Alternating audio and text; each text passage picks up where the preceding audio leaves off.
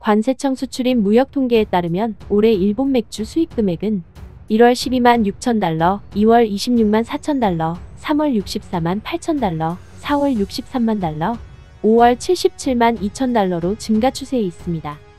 이제는 불매운동이 식었다고 생각하는 것인지 일본 맥주가 편의점과 대형마트 매대에 슬며시 등장하고 있습니다. 불매운동 영향으로 재고로 남아있던 상품뿐 아니라 올해 3월 제조된 상품도 할인 판매되고 있었습니다. 편의점 세븐일레븐은 6월 맥주 4개 만원 행사 리스트에 아사히 맥주를 포함시켰습니다. 지난해 8월 맥주 4개 만원 행사에서 일본 맥주를 전부 제외한 지 10개월 만입니다. 하지만 삿포로와 기린이치방 등 다른 일본 맥주들은 여전히 맥주 4개 만원 행사에서 제외됐습니다. 세븐일레븐 측은 가맹점에 남아있는 아사히 맥주 재고의 유통기한이 임박하면서 점주들의 요청에 따른 결정이라는 입장입니다. 하지만 일부 매장에서 제조일자가 올해로 표기된 아사히 맥주가 판매되면서 재고 소진만이 목적은 아니라는 주장도 제기되고 있습니다. 아사히 맥주를 국내에서 판매하는 롯데 아사히주류와 세븐일레븐을 운영하는 코리아세븐은 롯데그룹 계열사입니다. 세븐일레븐 관계자는 아사히 맥주를 꾸준히 찾는 소비자들도 있다며 해수욕장 인근 등 입지상 맥주 판매량이 많은 매장에서는 아사히 맥주가 추가 발주됐을 수 있다고 말했습니다.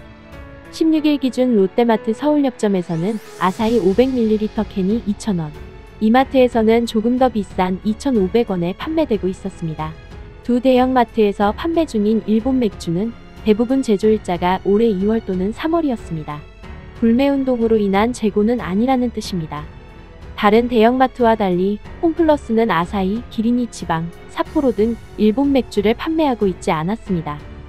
이렇듯 일본 맥주는 한국에서 불매운동 전의 위치로 돌아가려고 기지개를 켜고 있는 가운데 반대로 아사히 맥주는 일본 우익들의 표적이 되는 웃긴 일이 발생하고 있습니다. 한 일본인 트위터의 글을 소개해드리겠습니다.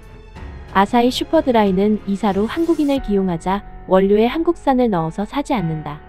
카메다 제과는 한국 농심의 기술 공여를 하면서 사지 않게 됐다. 유니클로는 회장의 반일 발언으로 사지 않게 되었다. 이 일본인은 한국과 연관된 일본 기업들을 나열하며 불매운동을 인증하고 있었습니다. 농심과 제휴를 맺고 쌀과자를 생산하고 있는 카메다 제과와 냉정하지 못한 일본도 열등해졌다고 발언한 유니클로 회장 이야기는 알고 있었는데 아사히 맥주는 무슨 이야기일까 궁금해졌습니다.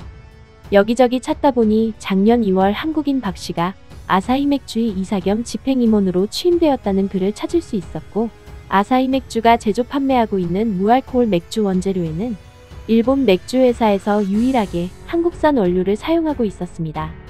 오늘은 아사히 맥주 관련 트위터 글에 일본인 반응을 짧게 보시겠습니다. 지금은 원산지를 표시하지 않고 한국산을 사용하고 있을 겁니다. 슈퍼드라이는 정말 맛이 없어졌어. 원료 탓인지는 알 수 없다. 아사히 슈퍼드라이 좋아했는데 마시지 말자. 다음 후보는 삿포로 맥주로 할까? 슈퍼드라이 안 먹으니까 몰랐어. 안 먹어서 다행이야. 몰랐어. 감사합니다. 이제부터는 삿포로 맥주로 하겠습니다. 리얼리? 좋아했는데 이별이네. 한국인의 일본 침투에 위기감을 느꼈으면 좋겠다. 모든 것이 더 늦기 전에. 이제는 한국산조차 표기되지 않고 외국산으로 표기되고 있습니다. 2번 다시 사지 않겠다고 맹세한다. 아사히 맥주는 아사히 맥주를 아주 좋아하는 한국에 줘도 좋습니다.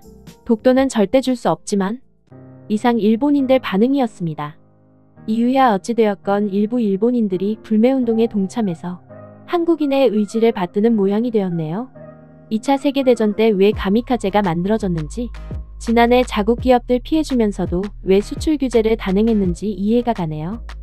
옆 동네 사람들 종족 특성인가 봅니다. 그들의 불매운동도 성공하기를 바라봅니다. 이상 허리슈TV였습니다.